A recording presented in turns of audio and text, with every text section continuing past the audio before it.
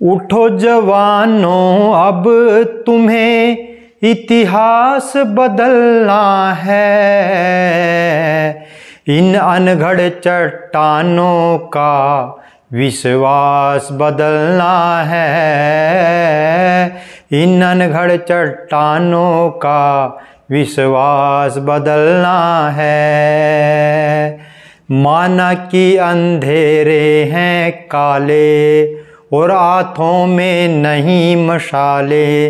माना कि अंधेरे हैं काले और हाथों में है नहीं मशाले।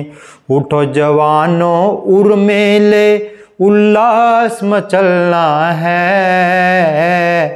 इन अनगढ़ चट्टानों का विश्वास बदलना है। इन अनगढ़ चट्टानों का विश्वास बदलना है। दूर दूर तक राहें सूनी, राहें हुई अंधेरी दूनी।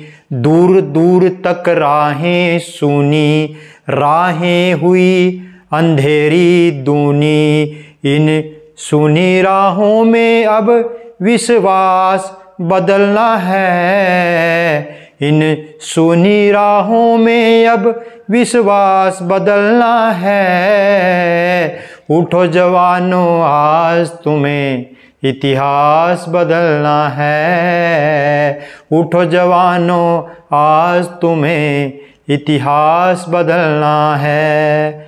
नमस्कार दोस्तों, आज हम हिंदी का बहुत ही महत्वपूर्ण टॉपिक करने वाले हैं, जो कि है रस। तो रस जो है, रस से संबंधित जो है प्रश्न परीक्षाओं में पूछे जाते हैं दोस्तों। तो इसमें जो है रस किसे कहते हैं, पहले इसकी परिभाषा क्या है रस, और इसमें रस में कौन कौन से भाव हैं, आज हम इस वीडियो में जो है उसका अध्ययन करेंगे कि रस क्या है और उसमें जो 4 प्रकार के उसमें जो भाव हैं जो बतलाए गए हैं वो क्या हैं। तो चलिए दोस्तों देखते हैं, पहले देखते हैं रस की परिभाषा क्या है। किसी काव्य साहित्य को पढ़ने, सुनने अथवा नाटक आदि को देखने से जिस आनंद की अनुभूति होती है, जैसे किसी काव्य को हम पढ़ते हैं, सुनते हैं, या किसी साहित्य को या किसी कविता का जब हम पाठ करते हैं तो उससे जो हमें रस मिलता है, उसमें जो हमें आनंद प्राप्त होता है, उसको क्या कहा जाता है दोस्तों, उसमें जो है उसको रस कहा जाता है। काव्य का रस है वो। और जैसे कि कहा भी गया है कि वाक्यम रसात्मकम काव्यम, कि वाक्यम रसात्मकम, जो रस से युक्त वाक्य है वही जो है काव्य है। काव्य, एक अच्छा काव्य की परिभाषा वो है, या अच्छी कविता की परिभाषा वो है जिसमें रस हो, जिसको पढ़ने में आनंद आए या जिसको सुनने में आनंद आए, वही रस है। तो भरत मुनि कहते हैं कि विभाव अनुभाव व्यभिचारी स्योगात रस निष्पत्ति। विभाव अनुभाव की, विभाव और अनुभाव और व्यभिचारी, विभाव अनुभाव और व्यभिचारी संयोगात माने मिलने से, विभाव अनुभाव और व्यभिचार के संयोग, इनसे मिलने से जो है रस की निष्पत्ति होती है, रस उत्पन्न होता है। तो रस के 4 अंग माने गए आचार्यों के द्वारा, साहित्यकारों के द्वारा। तो वो कौन कौन से हैं दोस्तों, एक तो स्थायी भाव है, और दूसरा है विभाव है, और तीसरा है अनुभाव, और चौथा है संचारी या व्यभिचारी भाव। तो ये 4 जो है रस के अंग हैं, कौन कौन से, स्थायी भाव, विभाव, अनुभाव, संचारी या व्यभिचारी भाव। तो चलिए दोस्तों पहला देखते हैं कि स्थायी भाव क्या है। भावों के अंतर्गत भी क्वेश्चन पूछ लिए जाते हैं, भावों में से भी क्वेश्चन आ जाते हैं। ये जरूरी नहीं है कि रस में से, इसके भाव में से भी क्वेश्चन आ जाते हैं। इसलिए दोस्तों ये जो है ये भी इम्पोर्टेंट है कि पहला है स्थायी भाव। स्थायी भाव क्या है दोस्तों, कि रस का मूल भाव, कि किसी काव्य के अंदर जो रस है उसका भाव क्या है, क्योंकि भाव के बिना कोई रस पैदा नहीं होता। तो चलिए दोस्तों देखते हैं कि ऐसे भाव जो हृदय में स्थायी रूप से विद्यमान रहते हैं, जो हमारे हृदय में हर समय विद्यमान रहते हैं और प्रबल होते हैं तथा अनुकूल अवसर पाते ही जागृत हो जाते हैं। अनुकूल अवसर आने पर जागृत हो जाते हैं। जैसे कहीं अचानक क्रोध आ जाता है तो उसमें जो है क्रोध आने पर जो है व्यक्ति एकदम गुस्से में जो है लाल हो जाता है, तो वो भी उस प्रकार से क्रोधित होना, तो इसके जो है दोस्तों क्रोधित होने पर उसके हाव भाव जो है अलग होंगे। तो इसमें आप देख सकते हैं कि इसके 9 प्रकार हैं, कि 9 प्रकार हैं, इसमें जो है भावों के 9 प्रकार हैं, और कहीं पर 11 प्रकार भी मान लिए गए हैं। तो चलिए दोस्तों, प्रत्येक स्थायी भाव का संबंध रस से होता है। जो भी स्थायी भाव होगा वो रस से उसका कोई ना कोई संबंध जरूर होता है। तो चलिए दोस्तों देखते हैं कि स्थायी भाव और रस देखते हैं। जैसे प्रेम, रति और प्रेम के अंदर श्रृंगार रस, ठीक है। कौन सा रस होगा दोस्तों? जहाँ प्रेम की बात होगी वहाँ पर श्रृंगार होगा, श्रृंगार के अंदर ही तो प्रेम होगा। और जहाँ हास होगा, जहाँ स्थायी भाव हास होगा वहाँ हास्य रस होगा, जहाँ हंसने की बात होगी तो उसमें हास्य रस आएगा, और जहाँ शोक की बात होगी तो वहाँ रस जो है करुण होगा। इसी प्रकार से क्रोध जहाँ पर होगा तो उसका रौद्र रूप में क्रोध होता है, तो उसका रौद्र रूप होगा क्रोध में। तो उत्साह जहाँ पर होगा वहाँ वीर रस होगा, उत्साह में वीरता आएगी। इसी प्रकार से भय में भयानक रस पैदा होता है। इसी प्रकार से घृणा, किसी से नफरत या जुगुप्सा में विभत्स रस उत्पन्न होता है, विभत्स रस जो है पैदा होता है, किसमें? घृणा जुगुप्सा में। इसी तरह से विस्मय में अद्भुत रस होता है। विस्मय में कौन सा रस है दोस्तों? अद्भुत रस। तो चलिए दोस्तों आगे देखते हैं, यहाँ पर फिर ये स्थायी भाव हैं और ये रस हैं। तो देखते हैं निर्वेद में वैराग्य, निर्वेद या वैराग्य में कौन सा रस है दोस्तों? शांत रस। शांत रस किस में है? निर्वेद या वैराग्य स्थायी भाव में। वैराग्य मने जहाँ व्यक्ति मने सब कुछ मोह माया छोड़ देता है, तो उसमें शांत रस है। और इस प्रकार से वात्सल्य स्थायी भाव में वात्सल्य रस है, जो एक माँ का अपने बच्चे के प्रति जो भाव होता है। देवरति में जो है ईश्वर प्रेम इत्यादि में कौन सा रस है दोस्तों? भक्ति रस, जहाँ व्यक्ति भगवान की भक्ति में खो जाता है। तो चलिए दोस्तों अगला जो इसका जो है रस के अंग के अंतर्गत जो है कौन सा है? विभाव। विभाव है रस का जो है इसका दूसरा अंग है। तो देखते हैं दोस्तों, स्थायी भाव जिसमें जागृत करने के कारण को विभाव कहा जाता है। जिसमें स्थायी भाव जागृत हो, जिसका कारण हो, उसमें स्थायी भाव जहाँ से जागृत हो गया। मान लो कि कोई भाव जहाँ से पैदा हुआ, मान लो कि क्रोध है, तो क्रोध का जो कारण है वहाँ, तो इस प्रकार से करने के कारण कोई भाव कहा जाए, अर्थात हृदय में भाव जागृत होना। और ये भी 2 प्रकार का है दोस्तों। विभाव कितने प्रकार का है? 2 प्रकार का है। एक तो आलंबन विभाव और दूसरा है उद्दीपन विभाव।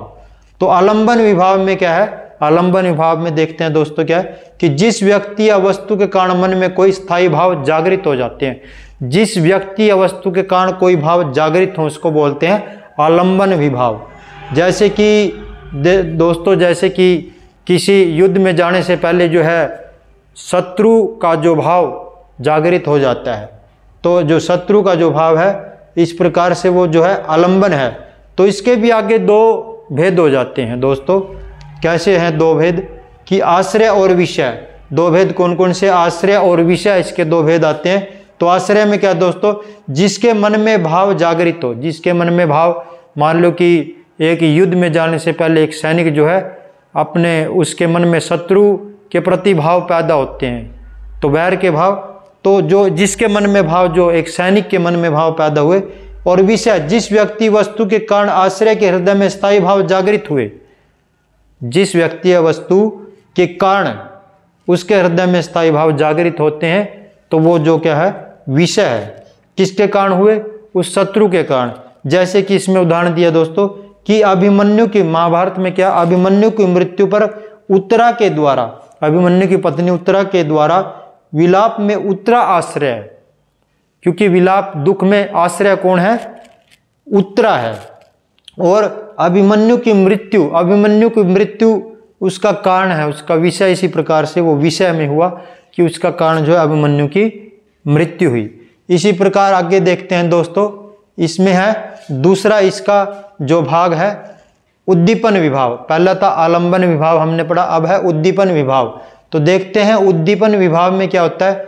जो आलंबन द्वारा जागृत स्थायी भाव को और उद्दीप्त करे, अर्थात अधिक प्रबल बनाए। जो आलंबन द्वारा जागृत स्थायी भाव को और ज्यादा उद्दीप्त करे, मतलब जागृत और प्रबल बनाए, जो भाव और ज्यादा पैदा हो हमारे अंदर। तो जैसे सीता की खोज में वन में भटकते राम द्वारा पशु पक्षियों से जो है सीता के बारे में पूछना। जब राम व्याकुल होकर के सीता की खोज में तो वन में भटकते हैं, तो बीच में जाकर के पशु पक्षियों से भी सीता जी के विषय में पूछते हैं। तो सीता के बारे में इस प्रकार से पूछने में क्या है, राम क्या है दोस्तों, आश्रय है। राम क्या है, आश्रय है। और सीता जी क्या है, आलंबन विभाव है। राम आश्रय है और सीता क्या है, यहाँ पर आलंबन विभाव हो गया। तो इस प्रकार से आप देख सकते हैं। तीसरा जो इसका पार्ट है, तीसरा जो इसका भेद है दोस्तों भाव का, वो है अनुभाव। तो अनुभाव में क्या आता है, अर्थात अनुभाव का मतलब है अनुभव करना। अनुभाव का मतलब क्या है, अनुभव करना।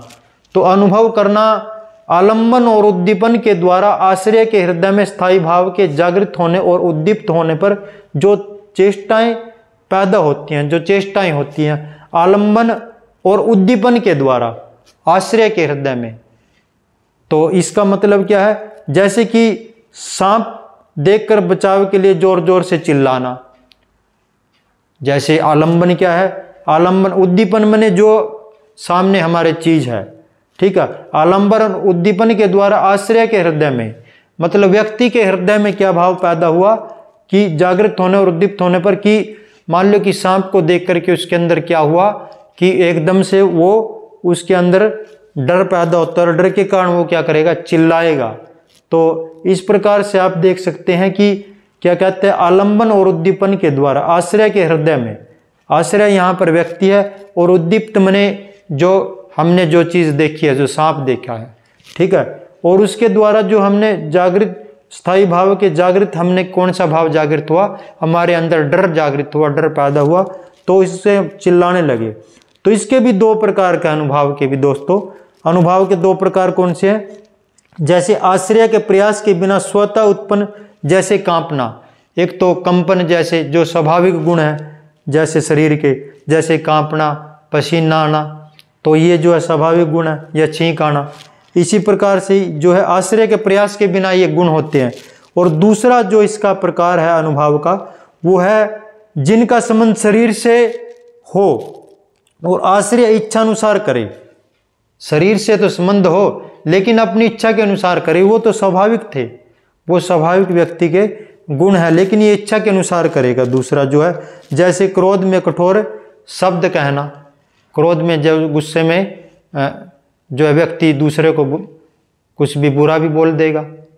इसी प्रकार से जो है हंसते हुए कोई मजाक में कोई भी बात कह देना, तो ये जो है इसके व्यक्ति के इच्छानुसार है। तो अगला जो इसका दोस्तों चौथा जो इसका पार्ट है नंबर 4, वो है संचारी या व्यभिचारी भाव। संचारी व्यभिचारी भाव आश्रय के मन में उत्पन्न होने वाले अस्थिर मन विकारों को संचारी, संचारी माने चलने वाले, जो मनोगति से चलते हैं, ऐसे भाव जो आश्रय के मन में उत्पन्न वाले अस्थिर, अस्थिर मन अस्थिर है, मन में तरह तरह के भाव चलते रहते हैं, तो इन्हीं को जो है संचारी या व्यभिचारी भी कहा जाता है। तो हर समय जो व्यक्ति का मन चंचल है तो उसके अंदर पल पल जो है भाव चलते रहते हैं। तो इसमें क्या है दोस्तों, संचारी भाव अपना काम करके स्थायी भाव में विलीन हो जाते हैं। संचारी भाव थोड़े समय के लिए काम करते हैं, फिर वो जो है स्थायी भाव में उनका विलय हो जाता है। तो कैसे ये संचरण करते रहते, इसलिए इनको संचारी कहते हैं। और संचारी भाव की संख्या भी 33 मानी गई है। ऐसे दोस्तों संचारी भाव भी 33 इनकी संख्या है। वो कौन कौन से 33 संख्या दोस्तों, जैसे कि निर्वेद है, निर्वेद माने उदासीनता, आवेग है, और दैन्य या दीनता है, भ्रम है, मद है, जड़ता है, इसी प्रकार से उग्रता, मोह, विबोध, स्वप्न और अपस्मार या मूर्छा, गर्व, ये सारे संचारी या व्यभिचारी भाव के अंतर्गत आ जाते हैं, जो व्यक्ति के मन में चलते रहते हैं, वो भाव हैं दोस्तों ये। जैसे आलस्य है, अमर्ष क्षोभ है, अमर्ष क्षोभ, और निद्रा, अवहिता, भाव गोपन, इसी प्रकार से जो है औत्सुक्य है, उत्सुकता, औत्सुक्य माने उत्सुकता है, उन्मद है, शंका है, स्मृति है, और मति, व्याधि, संन्यास है, लज्जा है, और दोस्तों हर्ष है, असूया और जलन है। इसी प्रकार से विषाद, धृति और धैर्य, जो धृति धैर्य को ही बोलते हैं। चपलता है दोस्तों, ग्लानि है, और चिंता और वितर्क है। तो ये जो है सभी 33 प्रकार के जो है संचारी या व्यभिचारी भाव माने गए हैं विद्वानों के द्वारा या आचार्यों के द्वारा। तो आज हमने दोस्तों जो है रस के अंतर्गत 4 प्रकार के जो रस के जो अंग हैं या भेद हैं वो हमने पढ़े, जिसमें स्थायी भाव किसे कहते हैं या विभाव क्या है, विभाव कहाँ पर उत्पन्न होता है, स्थायी भाव क्या है, विभाव कहाँ है, और इसी प्रकार से जो है अनुभाव क्या है तीसरा, और नंबर 4 पे जो संचारी या व्यभिचारी भाव क्या है।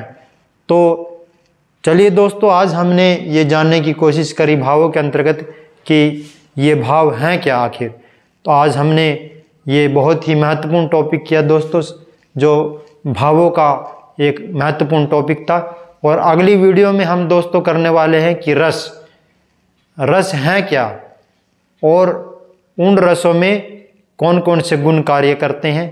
तो चलिए दोस्तों, अगले वीडियो में हम ये महत्वपूर्ण टॉपिक करेंगे। आज के लिए इतना ही दोस्तों।